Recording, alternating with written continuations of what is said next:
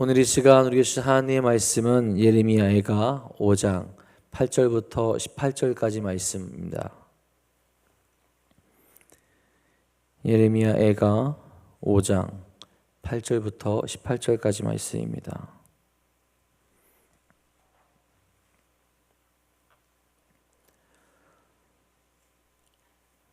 오늘 이 시간 우리가 주신 하나님의 말씀 다 같이 한 목소리로 받들어 읽도록 하겠습니다.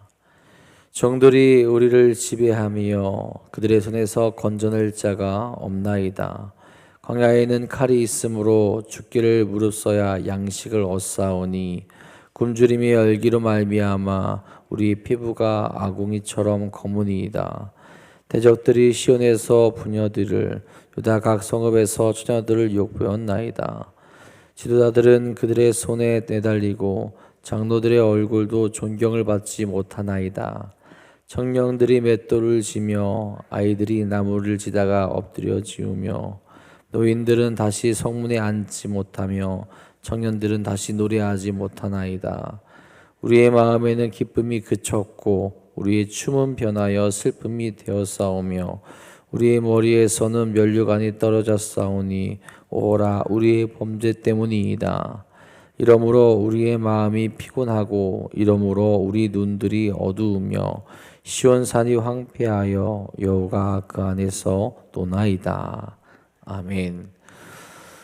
오늘도 우리의 능력이 되시며 오직 구원자 되시는 하나님과 함께 거룩한 길로 나아가는 복되고 귀한 하루 되시기를 간절히 소망합니다. 어렸을 적에 그런 말을 어른들에게 많이 들었습니다. 어떤 말이냐면 지금이 너에게 참 좋은 때다. 아무 걱정 없이 공부하고 놀 수 있으니 그 어린 시절 또 그 청소년의 시절이 좋은 시기다라고 그렇게 이야기를 많이 하셨죠. 어른이 되면 좋은 것 같지만 신경 써야 할 것이 많고 책임져야 할 것들이 많기 때문에 어렵다라는 이야기를 해 주셨던 겁니다. 어린으로서 또한 청소년으로서 어른들의 보호를 받으며 살아가고 때로는 뭔가 어른들의 도움을 계속 받는다라는 것, 그 당시에는 참 답답했다라는 생각을 가지고 있었습니다. 빨리 어른이 되어서 내 마음대로 살아가야지라는 그런 생각을 했었어요. 어른들이 아무리 그런 얘기를 한다 할지라도 그게 왜 좋은 건지, 그게 왜 그 시기가 왜 좋은 건지 잘 몰랐습니다. 근데 그런 어른들의 보호함이 없어지고 내 모든 것을 나 스스로 책임지고 살아가는 시기가 오니 어른들이 얘기했던 것이 이거구나, 결코 쉽지 않은 것이 삶이구나라는 것을 어느 정도 깨닫게 되더라고요. 여러분, 우리가 살아가는 이 삶 가운데서 우리는 마찬가지 절대로 잊지 말고 떠나지 말아야 할 분이 있습니다. 많은 신앙인들이 그렇게 이야기하죠. 하나님과 함께 할 때가 가장 행복하고 기쁠 때라고 그렇게 이야기를 합니다. 세상의 풍파가 없어지지 않죠. 그럼에도 하나님 안에 거하고 하나님과 함께 하게 될 때 그분의 임재와 사랑을 경험하게 될 때 가장 기쁘고 행복하다라는 거죠. 어린아이들이, 청소년들이 어른들의 보호를 받는 것 이상으로 그것과 비교할 수 없을 정도로 하나님 안에 거하는 그 삶이 무엇과도 바꿀 수 없는 기쁨이 된다라는 거죠. 거기서 떠나게 될 때 우리는 참된 기쁨을 잊어버리게 되죠. 그 안에 거하지 못하게 될 때 우리는 구원의 그 은혜를 깨닫지 못하게 됩니다. 여러분, 우리가 오늘도 또 내일도 날마다 하나님 안에 거하면서 하나님께서 주시는 그 은혜와 사랑 안에 우리 평화와 감사를 누리며 나아갈 수 있기를 간절히 소망합니다. 여러분, 하나님을 잊었던 민족이 있었죠. 그래서 무너져 내려버린 사람들이 있었습니다. 바로 유다 민족이죠. 그들도 가장 좋을 때가 하나님과 함께 했을 때입니다. 가장 강성했을 때도, 가장 행복할 때도, 가장 기쁠 때도 하나님과 함께 할 때죠. 그런 그들이 무너져 내릴 때가 언제냐? 하나님을 잊어가면서입니다. 그들의 욕심이, 또한 그들의 거역함이, 또 교만함이 그들 스스로를 불행 가운데로 이끌었다라는 거죠. 하나님을 잊게 됨으로 말미암아, 하나님과 멀어지게 됨으로 말미암아 그들은 겪지 않아도 되는 엄청난 일들을 겪게 되는 거죠. 그들의 공동체는 무너지게 되었고 그들 안에 있는 질서는 바뀌어져 버리게 됩니다. 8절에 이렇게 말하죠. 종들이 우리를 지배하며 그들의 손에서 건져낼 자가 없나이다. 유다 백성들은 하나님의 은혜로 말미암아 큰 번영을 누렸던 자들이죠. 한때는 주변 국가들이 함부로 할 수 없을 만큼 강성한 힘을 가지고 있었습니다. 그런데 그러한 질서가 무너져 버렸다라는 거예요. 8절에 종들이라는 표현을 했는데 느부갓네살의 신하들을 나타나기도 하지만 한편으로는 유다 백성들보다 낮은 위치에 있었던 그런 자들을 나타나게 됩니다. 이제 그런 종들과 같은 자들이 그들을 다스리는 입장이 되었다라는 거예요. 그 종들의 지배는 어떠합니까? 행복하지도 않을 거고 편안하지도 않을 겁니다. 그들의 손에서 건져낼 자가 없다라고 오늘 말씀에는 표현하죠. 그들의 압제와 괴롭힘이 너무나도 강해서 구출해줄 이들이 없다라는 겁니다. 짐작하기로는 바벨론의 관리들이 유다 지역과 유다 백성들 가운데서 다스리면서 고통을 주었다라는 것을 표현하고 있는 거죠. 그런 고통 가운데 있지만 하소연할 곳도 없고 이것을 해결해 줄 곳도 없다라는 겁니다. 높은 위치에 있던 그 유다 백성들이 하나님을 떠남으로 말미암아 탄식할 수밖에 없는 그런 위치에 처해져 있다라는 거죠. 종들은 주인이 되었고 백성들은 노예처럼 부려지게 됩니다. 질서가 뒤바뀌어져 버리고 정의가 무너지고 생존 자체가 위협받게 된 상황으로 내몰리고 있다라는 거죠. 원래는 이들이 누구에게 고할 수 있고 누구에게 하소연할 수 있습니까?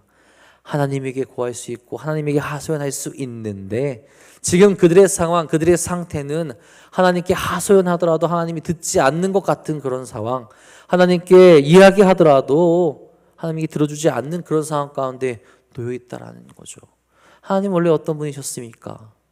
애굽 땅에서 종이 되었던 그들을 건져주시고 그들의 이야기에 귀를 기울여 주시고 그들을 이끄셨던 분이신데 그들의 죄로 말미암아 그렇지 못한 상황에 놓여져 있다라는 거죠. 그들의 상황, 그 심각한 상황은 계속해서 예레미야가 하나님께 고하게 됩니다.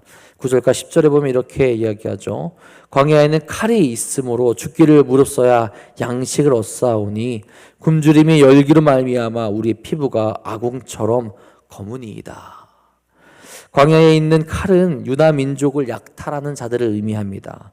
바벨론에 의해서 무너진 유다 왕국은 자기 자신을 지킬 힘이 없어지게 되었죠. 그래서 다른 족속들에게 쉽게 약탈을 당해서 그들이 먹을 음식조차 남아있지 않다라는 거죠. 음식을 구하기 위해서는 목숨을 걸어도 구하기 힘들 정도의 상황이 그들에게 놓여져 있다라는 겁니다. 하나님을 떠난 백성, 하나님을 떠난 이들의 모습이 이럴 수밖에 없다라는 거예요. 잘 살 것 같지만, 잘 될 것 같지만 궁핍할 수밖에 없고 곤경에 빠질 수밖에 없고 보호받을 수 없는 그런 상황 가운데 놓이게 된다라는 거죠. 여러분 얼마나 비참합니까? 솔로몬의 시대를 생각해 보면 많은 나라가 솔로몬의 시대에 그 나라에 세를 바쳤습니다. 엄청난 부가 쌓였던 시기라는 거죠. 목숨을 걱정할 시기가 아니라 이 많은 재물을 어떻게 써야 될까 그런 고민을 했던 시기입니다. 그런 나라가 이제는 멸망하고 간신히 생명을 연장하는 그런 처지에 놓여 있다라는 거죠. 예레미야는 이 심한 굶주림 때문에 죽음 직전에 놓여 있는 유다 백성들에 대해서 피부가 검게 되었다라고 그렇게 묘사를 하죠. 극심한 영양실조가 그들에게 나타나고 있다라는 겁니다. 여러분 예레미야가 이렇게 유다 백성들의 상황을 하나님 앞에 아뢰는 이유가 무엇입니까? 하나님께서 그들을 불쌍히 여겨주시고 구원해 주시기를 간구하고 있는 거죠. 한편으로 그들의 영적인 모습, 그 영적인 기근을 상징하기도 합니다. 그 영적 기근에 그들의 상황을 그렇게 만들었고 이제 그 상황을 알고 있기에 모든 것의 근원 되신 하나님께서 다시 용서하시고 회복시켜 주시기를 바라고 있는 거죠. 낮은 자를 높이실 분도 하나님이시오. 회복할 수 없는 것 같은 그런 상황도 회복시킬 수 있는 분이 하나님이시기에 그의 상황을 그대로 구하며 하나님의 자비와 하나님의 은혜를 구하게 된다라는 거죠. 여러분 우리의 상황도 또 우리의 삶에도 유다 민족과 같은 무너지고 힘들고 아픈 상황 가운데 놓일 때가 분명히 있습니다. 인간의 죄는 수많은 불행한 결과들을 불러일으키게 되죠. 그럴 때 우리는 어떻게 합니까? 우리의 상황을 하나님께 아뢰며 역전시키실 수 있는 하나님을 바라볼 수 있어야 한다라는 거죠. 무너진 질서가 세워지게 되고 공동체가 바로 설 수 있게 되는 것은 다시 하나님 앞으로 나아가게 될 때 그 질서가 세워지게 되고 공동체가 바로 서질 수 있기 때문에 그렇습니다. 여러분, 오늘도 우리가 하나님 앞에 우리 모든 것을 아뢰며 우리의 삶을 다시 바꾸시고 새롭게 하실 하나님께 나아갈 수 있기를 간절히 소망합니다. 여러분, 유다 민족이 겪는 고통은 이 음식과 정치적인 압박뿐만이 아닙니다. 11절에 이렇게 말하죠. 대적들이 시온에서 부녀들을, 유다 각 성읍에서 처녀들을 욕보였나이다. 이들의 인간적인 존엄성이 무너진 상황을 마주하게 됩니다. 바벨론에게 멸망당하게 되면서 그들은 패전 국가로서 당하게 되는 비극을 그대로 당하게 된다라는 거죠. 자신들의 아내가 또한 수많은 처녀들이 이방인 군대에 의해서 겁탈을 당하게 되었다라는 거죠. 시온에서 그리고 유다 각 성읍에서 이러한 일들이 일어나게 됩니다. 모두 그들의 죄악으로 인하여서 일어난 일들이지만 그 대가가 너무 크고 어렵다라는 겁니다. 여러분, 존중받아 마땅한 지도자들과 장로들도 인간 이하의 대접을 받게 됩니다. 12절에 말합니다. 지도자들은 그들의 손에 매달리고 장로들의 얼굴도 존경을 받지 못하나이다. 유다의 최고층에 속하는 자들이 바벨론 사람들에 의해서 매달리게 되었다라는 거죠. 하나님의 심판으로 이방인들에게 매달려 그 많은 이들이 죽어나가고 있다라는 겁니다. 그리고 장로들은 모욕을 당하게 됩니다. 그들은 나이가 많거나 사회적 위치가 높은 자들인데도 불구하고 그에 걸맞는 대접을 받지 못하게 됩니다. 마치 그들이 하나님의 말씀을 전한 선지자들을 때리고 가두는 악행을 저지른 것처럼 그들도 그 불의에 그대로 노출되어서 모욕을 당하고 어려움을 당하는 그런 상황 가운데 빠지게 되었다라는 거죠. 그럼 그들뿐만 아니라 청년들도 고통을 당하고 아이들도 지쳐 쓰러져 가는 상황 가운데 있다라는 것을 오늘 말씀을 보여주게 되죠. 인간의 존엄성이 무너지게 되고 그들의 삶의 모습이 완전히 뒤바뀌게 되었다라는 거죠. 여기서 한 가지 깨달음을 줍니다. 그들의 그 존엄성이 지켜졌을 때가 언제입니까? 하나님이 함께 하셨을 때죠. 하나님이 함께 하시고 하나님께서 지키시고 하나님께서 보호하시고 하나님과 그들이 함께하고 언약 관계에 놓여져 있을 때 그들은 그 존엄성이 잃어버리지 않았습니다. 오히려 하나님을 멀리 떠나고 하나님과 함께하지 못하게 되었을 때 점점 그의 존엄성을 잃어버리게 되는 그 가운데로 나아가게 되었다라는 거죠.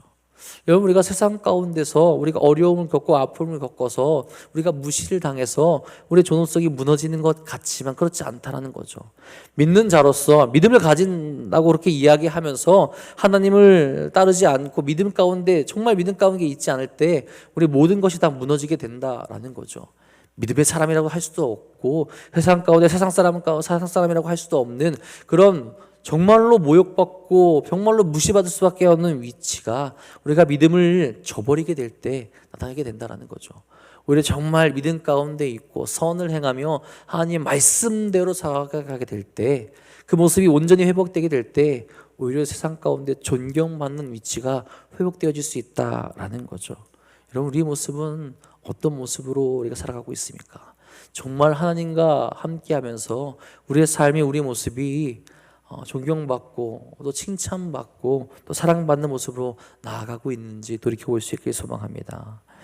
예레미야는 이런 그들의 무너진 모습을 고백하며 하나님께 간구하는 거죠. 하나님에 따를 때 그리고 하나님께서 함께 하실 때 인간다운 삶을 살아갔다라는 거죠. 질서가 유지되었고 많은 지도자들과 장로들은 존경받을 수 있었으며 청년들과 아이들은 그들의 나이에 맞는 삶을 살아갈 수 있었다라는 거죠. 다시 하나님께서 도우셔서 그 존엄성과 그 모든 것이 회복되어지기를 간구하게 되는 겁니다. 왜? 하나님밖에 이것을 해결해 주실 분이 없기 때문입니다. 여러분, 이 시대도 마찬가지죠. 말씀에 멀어질수록 그 존엄성이 경시되고 약자가 보호받지 못하게 됩니다. 영적인 리더들도 무시받게 되고 신뢰를 잃게 되며 무시당할 수 있게 된다라는 거예요. 이미 시대가 악하기 때문에 그럴 수도 있지만 그만큼 신앙인들이 말씀으로부터 멀어졌기 때문에 그럴 수도 있습니다. 그러니 다시 우리의 모습을 회개하고 하나님께 돌이키며 하나님의 도우심을 구할 수 있어야 한다라는 거죠. 하나님이 도우실 때 모든 것이 회복되어질 수 있기 때문에 그렇습니다. 하나님께 나아가고 하나님만 바라보며 불가능이 없으신 하나님의 도우심을 구하는 우리가 될 수 있기를 간절히 소망합니다. 예레미야는 계속해서 슬픔 가운데 있는 현실을 고발합니다. 14절에 이렇게 말하죠. 노인들은 다시 성문에 앉지 못하며 청년들은 다시 노래하지 못하니이다. 여기서요, 노인들은 장로들을 의미합니다. 그들은 과거 성문에서 유다 백성들의 크고 작은 일들을 해결하며 일종의 재판관 같은 역할을 수행했습니다. 하지만 이제 그러지 못한다라는 거예요. 청년들에게 기쁨과 즐거움이 사라지게 됩니다. 나라를 잃은 이들이 젊은 시절을 즐거워하지 못하게 되며 정상적인 결혼 생활을 꾸리지 못하게 된다라는 거죠. 유대인들이 누리던 자연스러운 행복과 즐거움이 사라져버리게 되었다라는 겁니다. 15절에도 말합니다. 우리의 마음에 기쁨이 그쳤고 우리의 춤은 변하여 슬픔이 되었사오며 그들 안에 있는 기쁨이 더 이상 유지되지 못합니다. 그들이 춤추던 춤은 이제 변하여서 슬픔으로 되었다라는 거죠. 그들의 현실은 누가 보더라도 고통과 아픔 가운데 있게 되었다라는 거죠. 유다가 겪는 아픔을 예레미야가 대신해서 하나님께 구하게 되는 겁니다. 그런데 여러분, 이렇게 된 이유가 무엇이라고 말합니까? 16절에 말하죠. 우리의 머리에서는 면류관이 떨어져 싸우니 오호라 우리의 범죄 때문이다. 명확하게 고백합니다. 우리의 범죄 때문에, 우리가 저지른 이 커다란 죄악 때문에 우리가 이 상태에 놓였다라는 거죠. 하나님은 신실하신 분이시고 사랑이 많으신 분인데 그런 분이 유다를 떠나서 이런 상황에 놓이게 된 것, 하나님께는 잘못이 없고 우리 죄 때문이라는 거죠. 우리가 죄악을 범하였기에, 우리가 죄로 나아갔기에 우리가 이 상황에 놓이게 되었나이다. 그러면서 계속 이야기하죠. 17절 18절에 이야기합니다. 이러므로 우리 마음이 피곤하고 이러므로 우리의 눈들이 어두우며 시온산이 황폐하여 여호가 그 안에서 노나이다. 죄의 결과로 그들의 눈이 어두워졌습니다. 하나님께서 임재하셔야 할 그 산에 여호가 다니고 있다라는 거죠. 하나님을 경외하며 제사 드려야 하는 곳이 황폐해졌습니다. 영적으로 황폐해졌기 때문에 그 거룩한 곳으로 함께 지키며 나아가야 될 그곳 또한 황폐해졌고 지킬 수 없게 됐고 현실에도 예배드릴 수 없는 그런 장소가 되었다라는 거죠. 그렇게 예레미야는 그 이유를 이야기하면서 다시 회복되어지기를 하나님께 구하게 됩니다. 하나님은 아무런 잘못이 없으시고 우리의 죄로 인하여서 우리가 심판받고 있는 것이지만 그 찬란했던 백성이 이런 상황에 놓여져 있으니 하나님 다시 임재하여 주시고 여호가 거니는 것이 아니라 하나님께서 우리 안에 거하여 주시고 함께 해 주시기를 회개하며 간구하고 있다라는 거죠. 다시 전심으로 바라고 있습니다.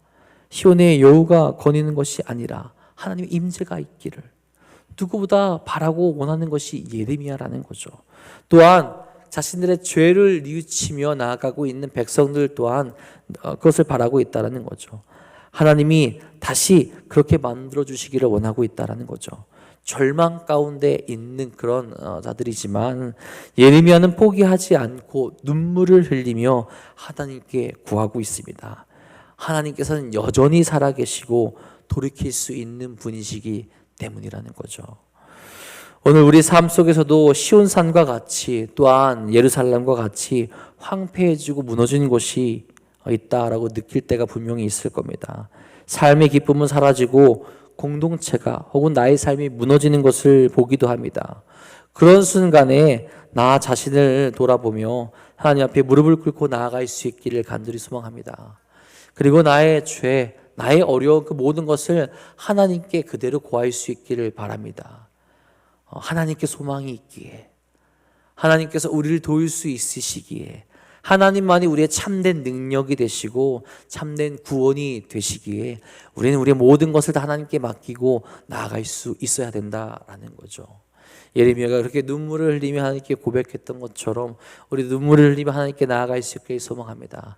그럴 때 하나님께서 응답하시고, 그럴 때 하나님께서 우리의 길이 되어 주시고 우리의 힘이 되어 주십니다. 오늘도 다시 우리를 회복시키시고 다시 우리와 함께 하시며 날마다 우리를 도우실 하나님만을 바라보며 우리의 마음을 하나님께 드리며 나아가셔서 승리의 길로 함께 걸어가시는 우리 사랑하는 도난동교회 성도들 되시기를 주님의 이름으로 간절히 축복하고 축원합니다. 기도하겠습니다. 하나님, 오늘도 우리가 그 은혜의 길로 갈 수 있기를 간절히 소망합니다. 날마다 그 거룩한 길로, 날마다 그 은혜의 길로 우리가 한 걸음 한 걸음도 나아갈 수 있도록 인도하시고 이끌어 주시옵소서. 세상 가운데 힘들고 아프고 두려운 일들, 우리의 삶이 무너지고 회복할 수 없을 것 같은 그런 상황 가운데 놓일 때도 분명히 있습니다. 그때마다 하나님께 기도하게 하여 주시옵소서. 그때마다 하나님께 의지할 수 있도록 인도하여 주옵소서. 예레미야가 끝까지 하나님께 기도하며 하나님께 부르짖었던 것처럼 우리도 우리의 삶을 그대로 하나님께 고하며 회개하며 하나님만을 붙잡고 나갈 수 있는 거룩한 신앙인들 될 수 있도록 인도하여 주옵소서. 그 모습이 또 그 고백이 회복의 시작이 됨을 깨달을 수 있도록 인도하여 주옵소서. 우리 삶에도 무너진 곳이 있다면 그 모습을 통하여서 다시 회복되게 하여 주시고 하나님과 동행할 수 있도록 인도하여 주옵소서. 특별히 하나님께 나아가 부르짖는 일들이 많이 있습니다. 이 새벽에 나와 하나님께 기도하며 나아갑니다. 주여, 저들의 마음, 저들의 삶 회복시켜 주시옵고 하나님께 감사하며 하나님께 영광 올려드릴 수 있는 삶이 가득 넘칠 수 있도록 인도하여 주옵소서. 그런 삶을 살아가는데 인간적인 연약함 때문에 힘들어하고 아파하고 또 육적인 연약함 때문에 눈물 흘리는 일이 있습니다. 그들의 삶 또한 주께서 만져주시옵고 회복시켜 주셔서 거룩한 길로 나갈 수 있는 이 하루 될 수 있도록 역사하여 주옵소서. 주께서 오늘도 기도하고 나아가는 모든 이들의 마음 붙잡아 주시고 함께 하시고 역사하실 거 믿사오며 우리 사랑하시고 우리와 함께 하시는 우리 구주 예수 그리스도의 이름으로 감사하며 기도합니다. 아멘.